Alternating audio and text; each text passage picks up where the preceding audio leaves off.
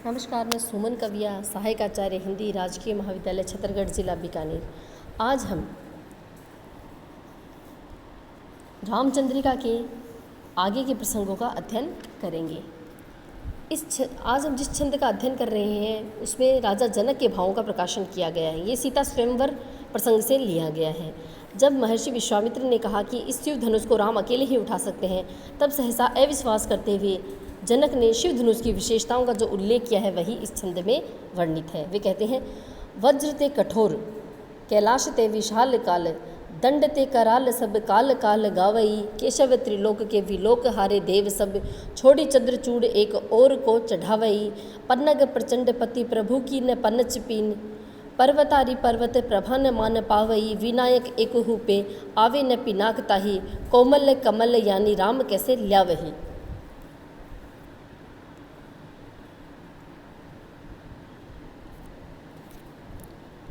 अगले छंद में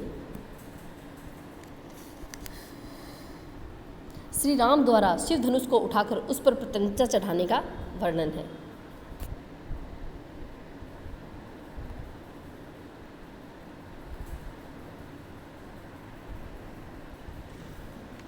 प्रथम टंकोर झुकी, झारी संसार मद चंड को, दंड रह्यो मंडी नवखंड को, चाली अचला अचल घाली दिगपाल बल, पाली ऋषि राज के वचन पर चंड को, सौधु दे ईश को, बोधु जगदीश को क्रोध उपजाए भृगुनंद वरि वंड को, बाधी वर स्वर्ग को, साधी अपवर्ग को, धनु भंग को, शब्द भयो भेद ब्रह्मांड को। इसके काठिन्य निवारण के अंतर्गत जो भी इसमें कठिन शब्द आए हैं उनका अर्थ हम देखते हैं।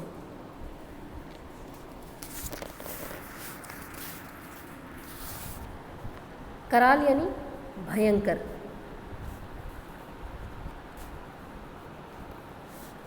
विलोक यानी देखकर,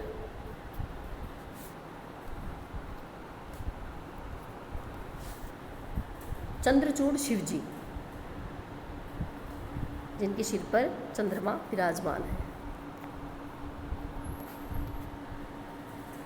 पन्नग प्रचंडपति, बड़े बड़े नागराज, पन्नग प्रचंड पति, बड़े बड़े नागराज यानी वासुकी नाग, वासुकी आदि नाग। पन्नच यानी प्रत्यंचा, पन्नच का अर्थ है प्रत्यंचा। पीन का अर्थ है मोटी, मजबूत, पीन का अर्थ है मजबूत। पर्वत प्रभा दैत्य, पर्वत प्रभा का अर्थ है दैत्य, दैत्य,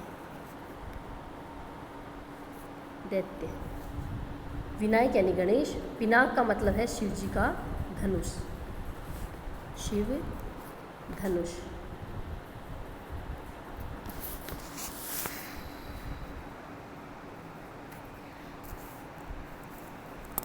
प्रस्तुत अवतरण में महर्षि विश्वामित्र कह रहे हैं, इसका प्रसंग वर्णित है इस छंद का, कि इस शिव धनुष को राम अकेले ही उठा सकते हैं।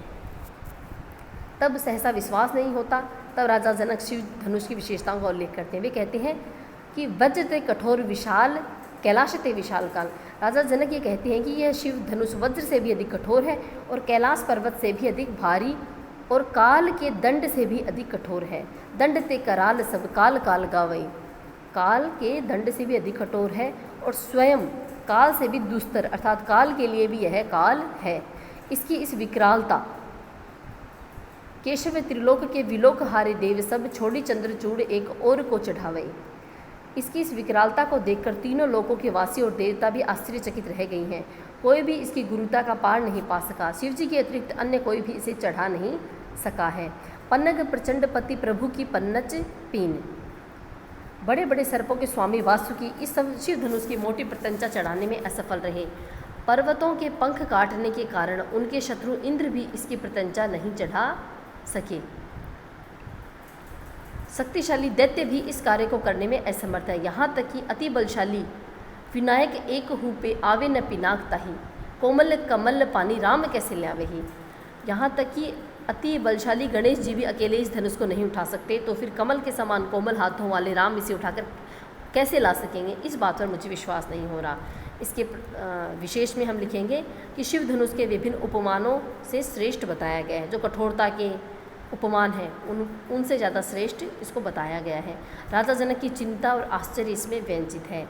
उपमेय शिव धनुष की श्रेष्ठता बताने से इसमें व्यतिरेक अलंकार है। उपमान को नीचा और उपमेय को उसे बढ़कर बता दिया गया है, तो यहाँ व्यतिरेक है।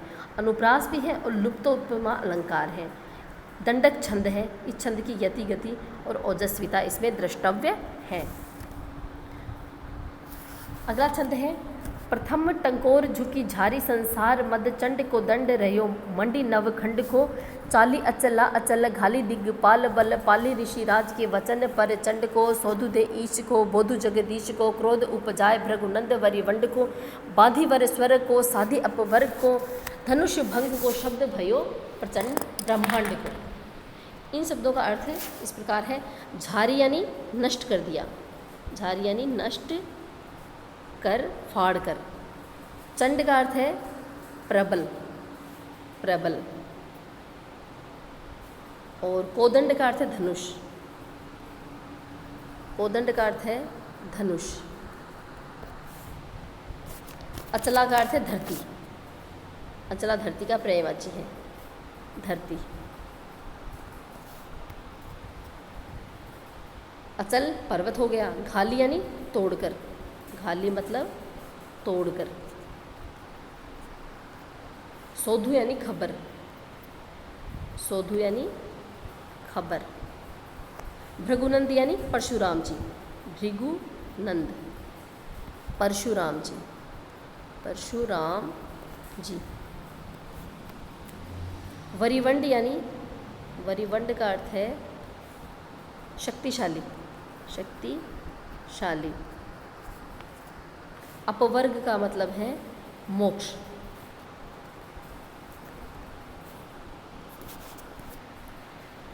इसमें श्री राम द्वारा शिव धनुष को उठाकर उस पर प्रत्यंचा चढ़ाने का वर्णन है। प्रथम टंकोर झुकी झारी संसार मद चंड को दंड रयो मंडी नवखंड को, कि कवि वर्णन करते हुए कहते हैं कि जब श्री राम ने शिव धनुष को उठाकर उसका संधान किया तो उसकी भयंकर टंकार से उत्पन्न महाशब्द ने मानो क्रुद्ध होकर संसार के समस्त शक्तिशाली पुरुषों के दर्प को नष्ट कर दिया। उस कठोर शिव धनुष की टंकार से पृथ्वी के 9 खंड इला, रमणक, हिरण्यक, कुरु, हरि, वृष, किम, पुरुष, केतुमाल और भारत, कौन कौन से हैं 9 खंड पृथ्वी के? इला, रमणक, हिरण्यक, कुरु, हरि, वृष, किम पुरुष,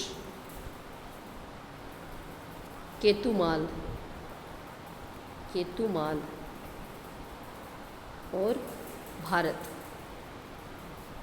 इन 9 के 9 खंडों में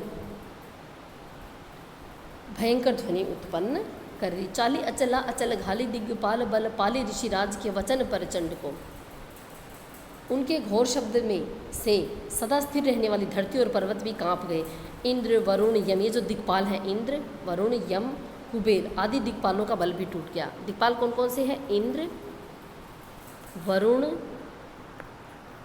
कुबेर और यम, ये जो दिक्पाल हैं इनका बल भी टूट गया। वे सभी उस टंकार की गूंज से स्तंभित हो गए। उस टंकार में मानो महर्षि विश्वामित्र द्वारा दी गई धनुर्भंग की कठोर आज्ञा का पालन नहीं था। पाली ऋषि राज के वचन प्रचंड को, ऋषि राज विश्वामित्र है, उनके प्रचंड वचनों का उसमें पालन था। सोध दे ईश को, बोधु जगदीश को, क्रोध उपजाए भृगुनंद वरिवंड को। धनुर्भंग की इस तीव्र ध्वनि मानो शिवजी को उनके धनुष के टूट जाने की सूचना देकर विष्णु को विश्व में उन्हीं की इच्छा के अनुरूप हो रहे कार्यों का बोध करा के और महाबली परशुराम के मन में अत्यधिक क्रोध उत्पन्न करके स्वर्ग के कार्यों को अपनी गूंज से बाधित करके तथा दधीची को मुक्ति दिलाकर मानो ब्रह्मांड को भेद कर अंतरिक्ष में चली गई। धनुभंग को शब्द भेद गयो ब्रह्मांड को, अर्थात धनुर्भंग की टंकार सारे ब्रह्मांड में फैलकर सभी को स्तंभित और विचलित करने लगी। इसका जो विशेष है उसमें लिखेंगे कि इसमें शिव जी द्वारा, श्री राम द्वारा शिव धनुष की प्रत्यंचा चढ़ाते ही वो टूट गया उससे उत्पन्न ध्वनि का ऊहात्मक इसमें वर्णन किया गया है। अलंकारों में हम देखें तो झुकी झारी, इसमें छेकानुप्रास है, इसमें उत्प्रेक्षा अलंकार भी है और संबंधातिशोक्ति अलंकार है। छंद के अंतर्गत इसमें विजया नामक छंद की यति गति उचित ही है।